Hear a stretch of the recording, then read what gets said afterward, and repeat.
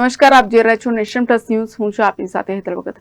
એક દેશી હાથ બનાવટના તમંચા સાથે એક ઈસમને ઝડપી પાડતું સ્પેશિયલ ઓપરેશન ગ્રુપની કામગીરી સામે આવી છે. આજે શેખ પોલીસ અધિક્ષક છોટાઉદેપુર નાઓની સૂચના અને માર્ગદર્શન હેઠળ જિલ્લામાં ગેરકાયદેસર હથિયાર રાખતા ઈસમો ઉપર નજર રાખી ગેરકાયદેસર હથિયારો પકડી પાડવા તેમજ એટીએસના ચાર્ટર મુજબની કામગીરી શોધી કાઢી પરિણામલક્ષી કામગીરી કરવા સૂચના કરેલ. જે અન્વયે SOG IC police inspector VS Gavit નાઓએ તેઓના સ્ટાફના માણસો સાથે રંગપુર પોલીસ સ્ટેશન વિસ્તારમાં પેટ્રોલિંગમાં હતા. તે દરમિયાન SOG IC police inspector VS Gavit નાઓને ખાનગી રાહે બાતમી હકીકત મળેલ કે રંગપુર પોલીસ સ્ટેશન વિસ્તારમાં પોતાની પાસે એક દેશી હાથ બનાવટનો તમંચો લાયસન્સ પરવાના વગરનો ગેરકાયદેસરનો રાખેલ હોવાની સચોટ માહિતીના આધારે બાતમીવાળી જગ્યાએ રેડ કરતા તેરાભાઈ ચીમડિયા, નાયકા, ઉંમર વર્ષ 50, ધંધો ખેતી, નિશાળ, ફળિયા ગામ, દડી ગામ, તાલુકા જિલ્લો છોટાઉદેપુર નાઓના પોતાના કબજા ભોગવટાના રહેણાંક મકાનમાં આવેલ અનાજ ભરવાની મોસ્ટથી નીચે રાખેલ ગેરકાયદેસર અને વગર પાસ પરવાનાનો એક દેશી હાથ બનાવટનો તમંચો કિંમત ₹5000 ગણી